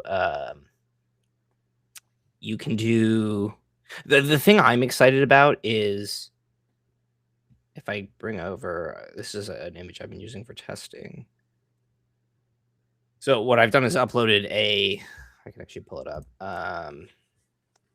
a floor plan. And so taking a floor plan and turning it into 2D, or obviously like in the long run turning it into 3D is like not an easy problem. It's like a completely unsolved problem. Vectorized floor plan is unsolved and extraordinarily valuable. Architects still often, like the majority of architects still draw on some sort of, generally it's just like paper, and they're just drawing on paper, and then they pay somebody to digitize it at some point, or they have somebody in the office or in the firm whose whole job is to digitize it.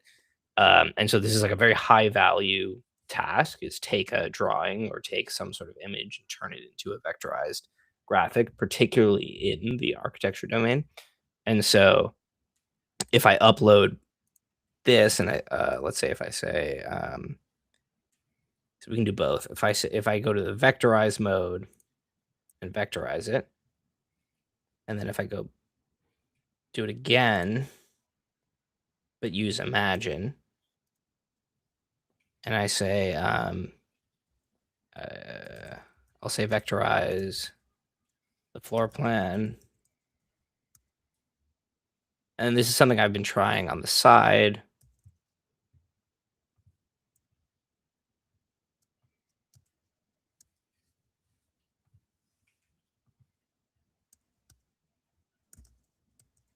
So one of the issues about SVG is like, I should say one of the things that makes it so powerful is that it doesn't have units, right? You can zoom in, you can zoom out. It's always the same quality. You can scale it up, you can scale it down, and you don't lose quality in the same way you do with like a PNG or JPEG or some sort of pixel-based image. But what I'm trying to do here is get the model to treat the internal SVG units, which are unitless, right? And when I say internal SVG units, I mean for this bird, there's some amount of distance between this dot on the top of the beak and then this dot where the beak meets the face, right? And so it has to define that, and it puts in some number to make that distance happen. And it does that all across the image. And so the consistency from the image comes from the fact that it's learned not any sort of certain distance between points or any way to treat those units as like authoritative, but just like in the context of generating a single SVG, it's able to be authoritative, like I guess based on the size of the SVG. And so something I've been testing is if you can tell it how to treat those unitless units, right? Oh, they're unitless by default, but hey, what if I tell you that they're centimeters, as I did in that last prompt? Then will it take the floor plan SVG and actually convert it into like a reasonably usable thing for other programs where the unitless SVG internal unit space is treated as a like something mappable to the real world. And this is something that I'm looking for. And I mean, any sort of like 2D design that isn't just visual design, 2D design for the real world needs this. And it's a high value unsolved problem. And so this is something I've been playing around with. And as I tested in ChatGPT, like we can do this here as well. This up.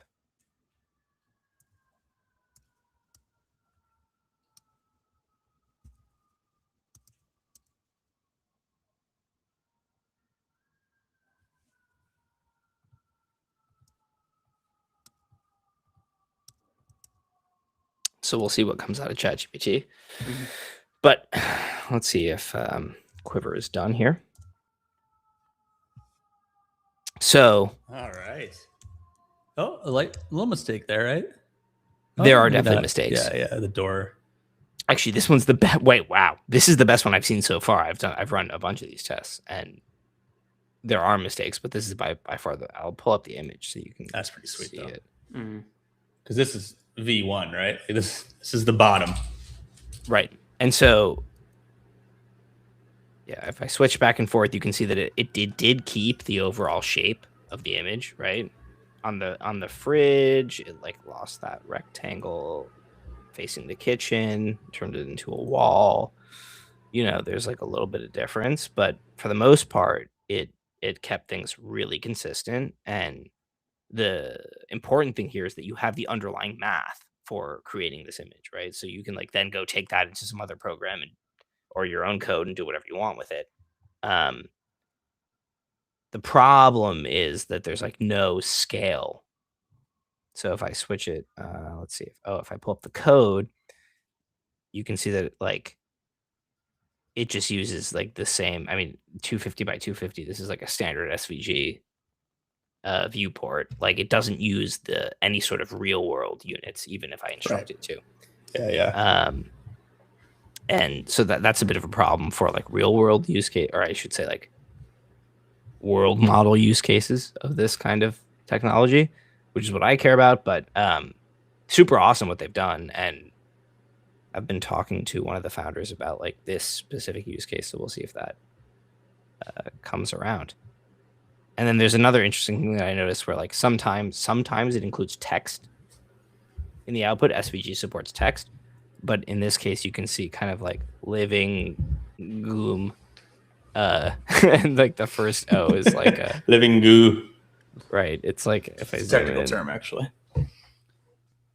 It's actually pathing out the text instead of like using text, whereas SVG supports text, right? Which is interesting. Like it doesn't always know. Like sometimes it recreates the text instead of using the text feature. So in this case, this actually would have pathed out as well. But sometimes it does actually generate the text just as text, which is kind of what you would expect, right? Yeah, maybe not. Anyways, we didn't get lucky. We didn't get one here. Yeah, no, it pathed everything out. But you can see kind of the consistency between the generations, right? Like it's got the rooms in the same spot. It's got the even the props within the room in the same spot. And if you tried to run this as an SVG, as we were doing here, right? Totally different. Yeah. This is ChatGPT. Like, yep. Not even similar, right? This is the source image. This is the extraordinarily similar generation from Arrow. And then this is like just slop from ChatGPT. So to see the consistency develop is awesome. Even if you ask ChatGPT for like a 3JS recreation or even like an OpenSCAD recreation, which is like a little bit more in domain, like neither of those will be as coherent as the Quiver result. Yeah.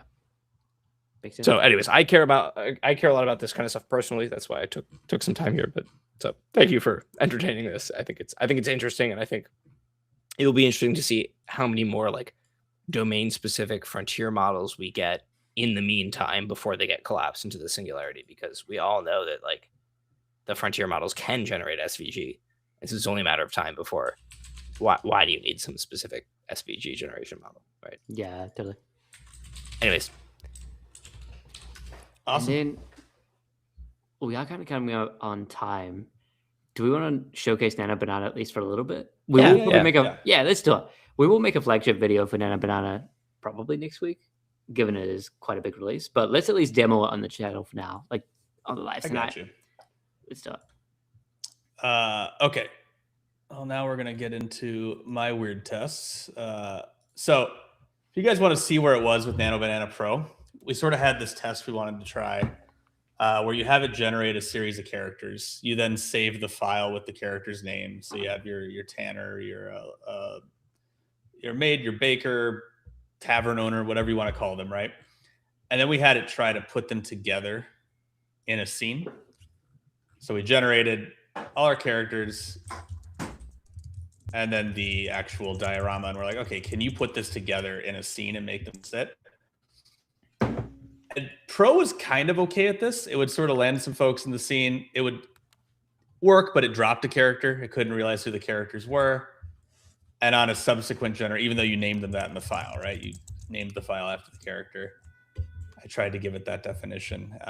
And it would end up with some weird stuff. Like this guy's sort of seated on the edge of the counter with his foot up on a stool. It was hard to see if it would pull this off. So I wanted to rerun this test to see if it can land a character.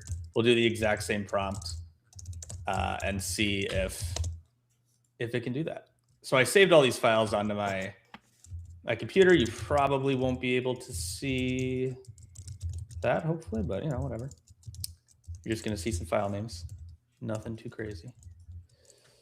Let's see if I can upload these all at once. Okay, so we got our characters in our scene. We're just going to say, take the tavern and place the tavern owner behind the bar, serving a beer to the traveler who's seated on one of the stools. The local woman, Tanner, and Baker should be at a table conversing. And I don't think that matters. We're just doing, it's all going through Nano Banana too. Next, I think we'll try doing an SVG of a given character. So can you take one of these and orient them? Because even with Pro, we knew you could generate good-looking sort of one-shots of a character, but can you combine them in interesting ways? Can you have the same characters occur in more scenes? Like if we take this one and say, great, now they're at a banquet hall. Right. Pull that off. Look at that. That is success. We're actually sitting on a bar stool. That's pretty good. Wow. That's pretty wild. That is. Wait, if you pull up, like, did we go through the individual characters? Yeah, so I named all the characters. They're named that in their file name. So we have tavern owner, traveler, local woman, Tanner, Baker. And did it put them at the right spot? It did. It did indeed. Yeah. All right, now Good then. these characters and put them at a large banquet with a king and queen. We're going medieval. It was fast too.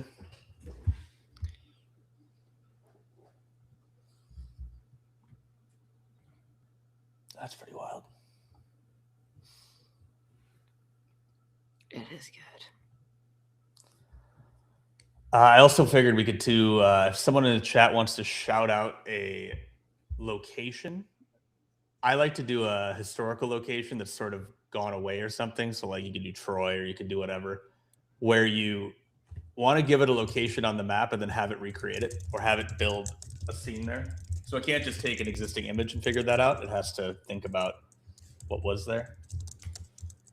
We're at a banquet. Do we have all our people? I think our baker, we got our tanner, we got our traveler, we got our owner, got our local woman. Yeah. Wow. We're still in. We're still in the game. Wow. I mean, impressive. Richard Kuhn in the chat is saying, should have created feature crew characters with medieval job. Does it take image input? If you can give a thumbnail of us and say, So that's what I mean. That's how we got here, right? Yeah, I gave it. Well, then give it a thumbnail. Like, let's see how it can. This is now like multi-step, but like extract from, us, add taste, and then keep it coherent for whatever kind of output we want. Can we just do the?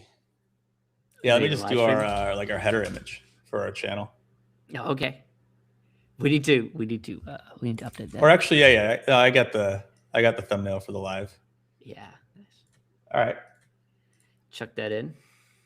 Richard, I hope this is to your liking. Take these fine gentlemen. And what do we want to do? We want to put them in time. Sci-fi. Okay. I love sci-fi. We're mixing it up. Put them in a I mean, we should mix it up a little sci-fi bit. cantina. Yeah. Spell cantina today. They don't pay me to spell. NA. Who knows how to spell this? I mean, I think someone was mentioning in chat, it might have been John Doe or someone else, about how people they're reporting to them or whatever are losing the ability to think.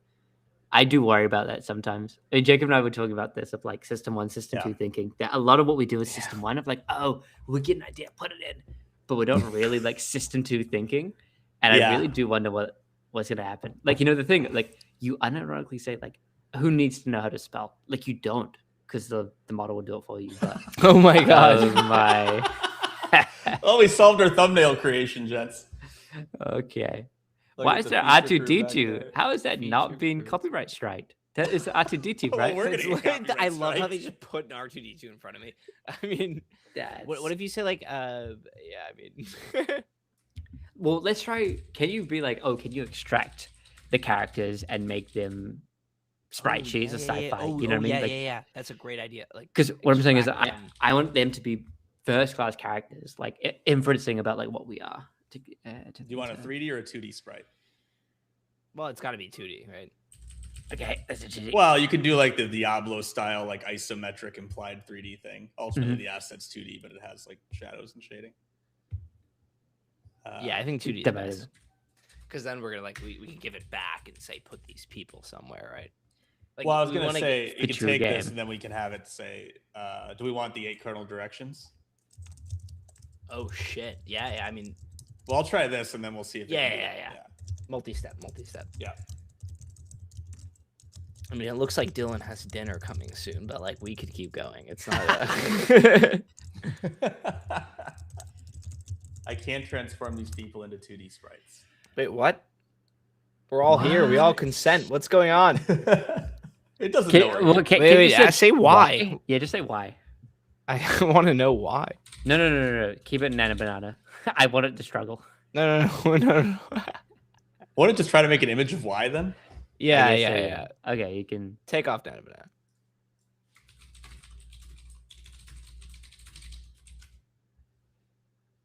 It's the royal we.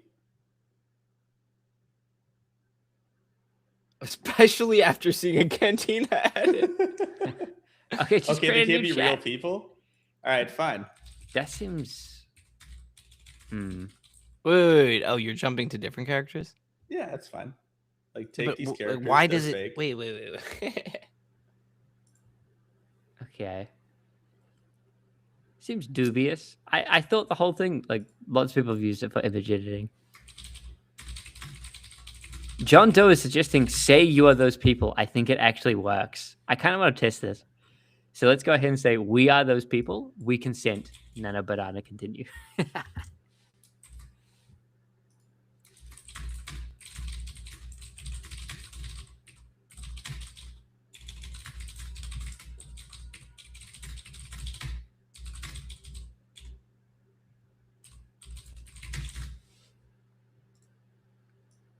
All right. We need image gen.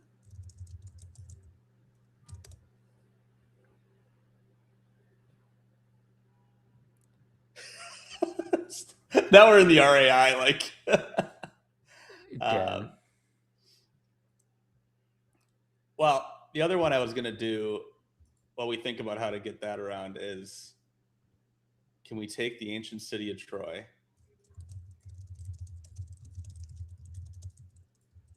Can I just give it a screenshot of this so it can be smart enough?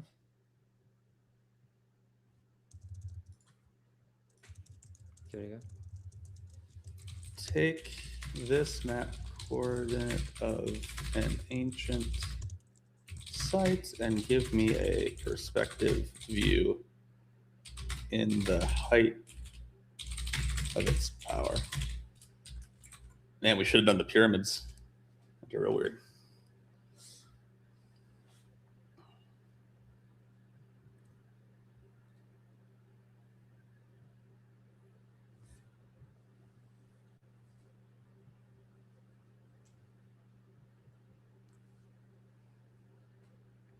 It struck me before for taking a random house on Mercer Island and saying, give me a perspective standing outside of it.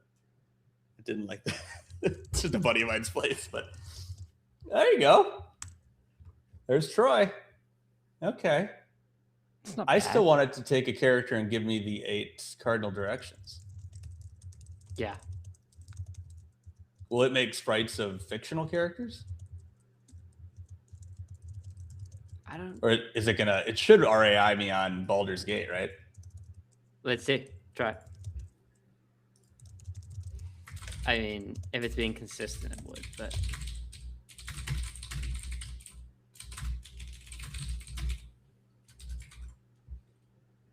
But this is the classic escalation attack. If this works, then we can definitely get it working for us.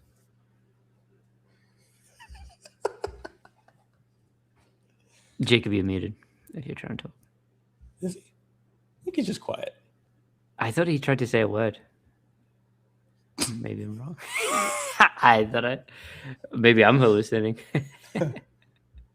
Oh yeah, no, now I can't hear him. We can't hear you. Oh, look at that! Well, okay.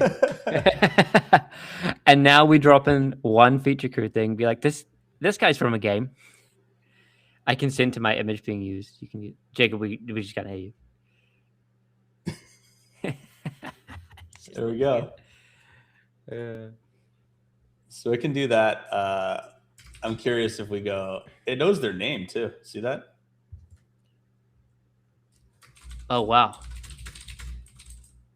It does.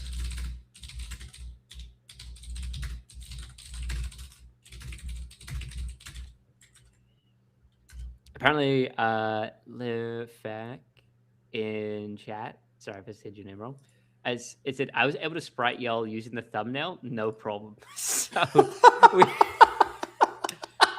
thank you in chat for spriting us.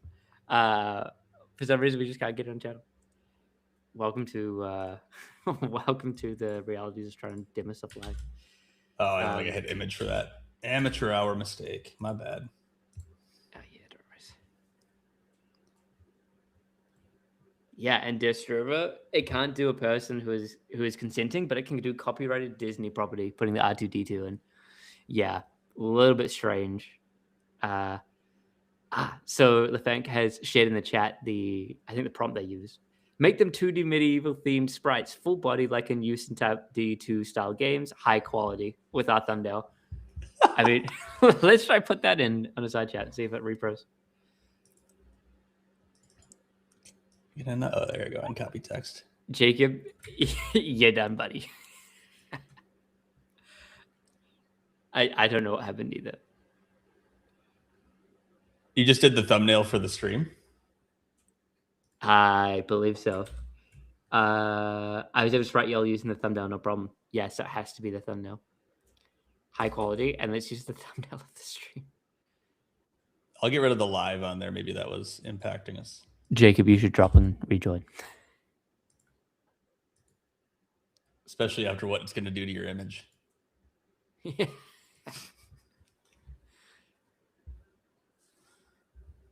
Yeah, folks are saying it's weird that it's got refusals. It's kind of the nature of RAI. They always need to be careful, like we talked about. Watching Jacob struggle with his music might be a great conflict, not gonna lie.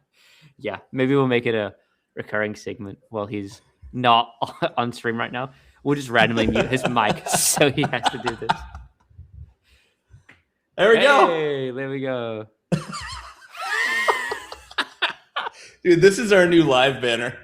That's good. That's good. Sweet. Okay, can I isolate one of them? So it'd be like, take the leftmost sprite and make a cardinal directions out of it. Hopefully we get out of the whole like RII, getting blocked or whatever. And then we can try the cardinal direction thing.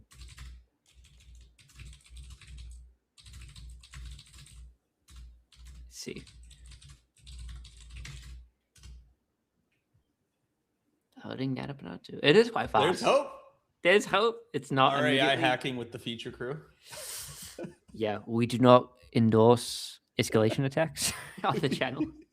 We do not endorse our behavior on this channel. Is that what you're saying? Yeah, exactly. Oh, it's taking quite a while this time. Oh, Jacob, you got to see. We got it to happen. Look at your robes, dude. Jacob, I think he's still muted. I think he knows he's still muted. And he does. I went full steampunk. They're like, yeah, this guy needs a hammer and a steam gun. This is great. I do like your headset has become kind of party-orama. That is true. Yeah. Okay, what do we? Oh, Hey. Look at that logic. All right. It's kind of good. It's not terrible.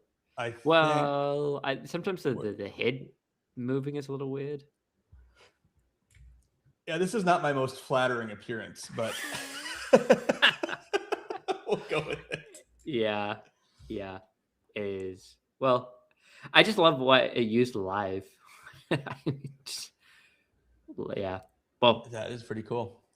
Impressive model We have any other pitches in chat for things folks want to see when we're wrapping here? Otherwise, this is quite a good time to end. Well, Jacob's just crashing out. Mic's broken. Got a good initial result. And folks probably expect a release on Nano Banana or Quiver on the channel. We'll probably do like a flagship video so other folks are able to see it. And hopefully 5.3 comes out soon as well. We're expecting more model releases throughout the year. But yeah, fingers crossed that we get a new OpenAI drop. Awesome. Do we even get a message from Jacob, or is he just done? He's just. Luke Becker said, make one of Jacob raging about not being able to get his mic working. That could be a good final prompt we try. Yeah, let's do it. It'll be good for him to come back to. Yeah, if Jacob comes through. Otherwise, we can wrap. Do you want the medieval version?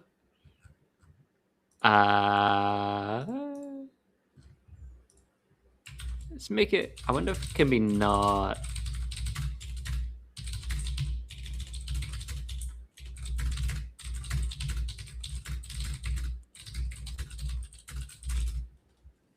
Also, when we upgrade our streaming software, I'm going to need that logic to mute the keyboard because I'm sure it sounds like I am just pounding rocks over here. Okay, thoughts? Hello? Yeah, he's You're here. back. Oh my God. It just required you're a loud as quick fuck. system. Okay, my bad. Quick system reset, and here we are. Nano Banana, you were just all over the board here. So we did have success. It was able to take my sprite from the left and turn me into this, but it seems like it lost some context here. Based on the original, here's a sci-fi character, and it just didn't pull that off. So we're gonna try a new chat. That tends to work. Not always, but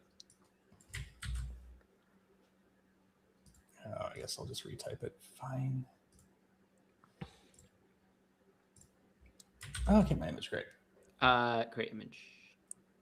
Okay, I'm catching up on the chat. I'm glad John Doe liked my my struggles. Don't watch the VOD, Jacob. And then John Doe also said the keyboard is a vibe. Not gonna lie, get a louder keyboard. That's Chris. There might not be a louder keyboard. He worked in gaming, so it has to be clacky, you know. Yeah, shout Just- out to DOS keyboard. Just wait until we get our to merch. sponsor the Feature Crew live stream. We are open to that opportunity. Yeah, we have 0 sponsors. We are.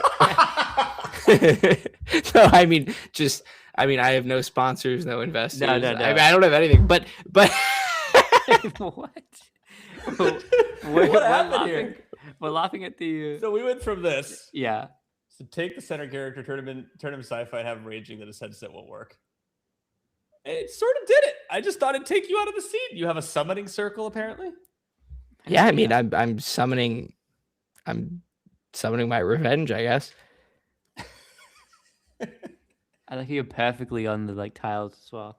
Wow. I also like how the inventories are the same for every character. Yeah, no, we just started. It's the starter set. D2. I mean, this is the new channel banner. Clearly, Dude, look at Dylan. Dylan's got a fucking plan. Look at him. I'm like a. Yeah, we need to do something to Dylan. Barracuda's manifesting revenge. I'm there. Okay, what about?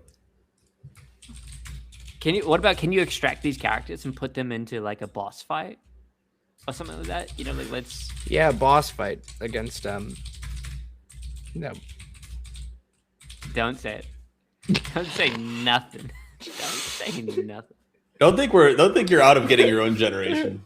Dylan knows me well enough to know when I need to politics that. shut up. Oh my! Wow. Oh, do we have to again? Okay, try one more. And then To any enterprises listening, Dylan's the ideal hire. Incredible. Thank you. You're welcome. Okay, let's see. Can you put these characters in a boss fight? It's amazing you have to keep starting new threads because it like breaks down and goes to text.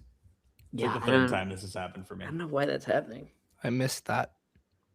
That's a consistent theme with Gemini. I was entertaining John Doe while you guys were working with that.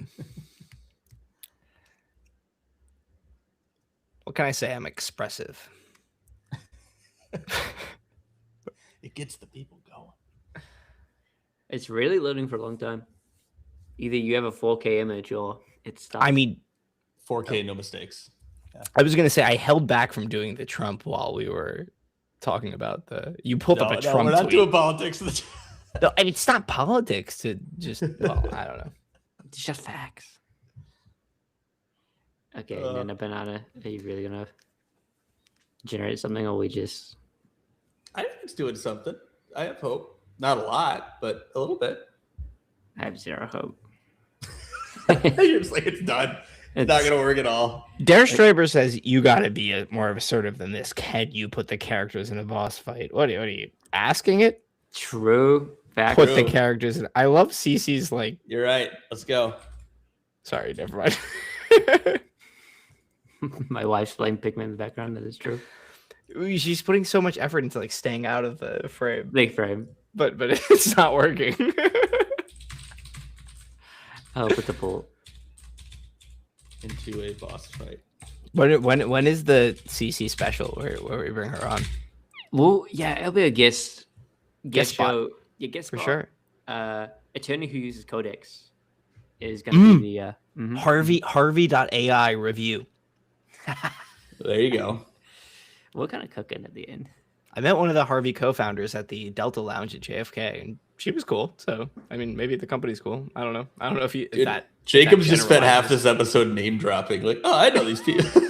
I name dropped hey, I'm pretty twice. Cool. Yeah, Quiver. Hey, I know that founder. Oh, hey, Harvey. All right. Listen, unfortunately I don't have any connections. I mean, well, we are in a boss fight. We're in a boss fight. This happened. We all have the same health and the same mana, though. Get it? Okay, let's see your reasoning here. The character on the left has taken a lot of damage. There you go, Dylan.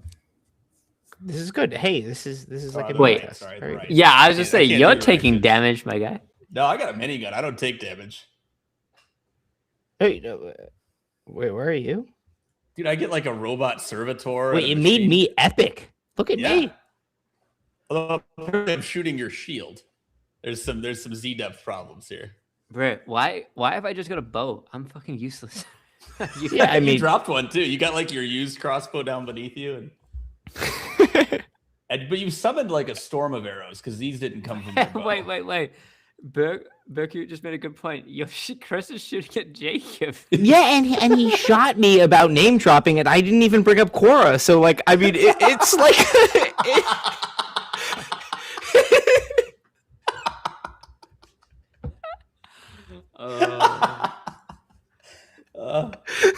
Whoa. Okay. Well, now we're starting to see that this is it gets harder. Dylan. Yes. Dylan grew and is dying. He's wounded, but so is Jake. Gigantic. Like our logic is breaking down here because your health got hit. I have an arrow out of my head the wrong way around. Yes, actually, that's insane. Yes, you do. Yes, you do. Okay. Nano All Banana right. 2. Well, so Nano Banana, some impressive first shots, but this real world understanding might be overstated at this point. No, but I mean, like, yeah, fair. I mean, is there something else we can run it through? I mean, not that I want to. I mean, Well, look out for the flagship episode, maybe coming this week. Yes. Yep. Yes. But anything else we want to add here, boys? No, I think it was a cool showing. it was a diverse week of Yeah, all big over news the place. cycle. Image models, SVG models, freaking frontier model drama, as maybe every week, but this was a peak for sure. Yeah, exciting stuff.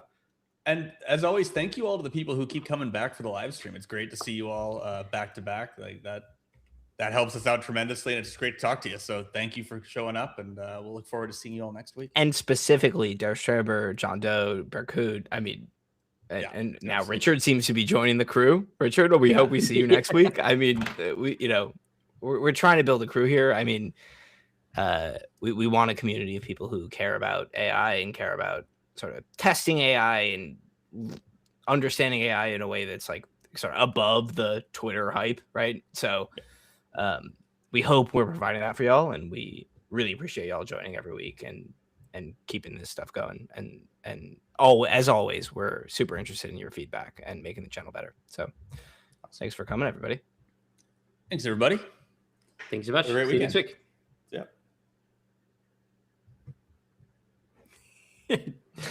Jacob on the soundboard.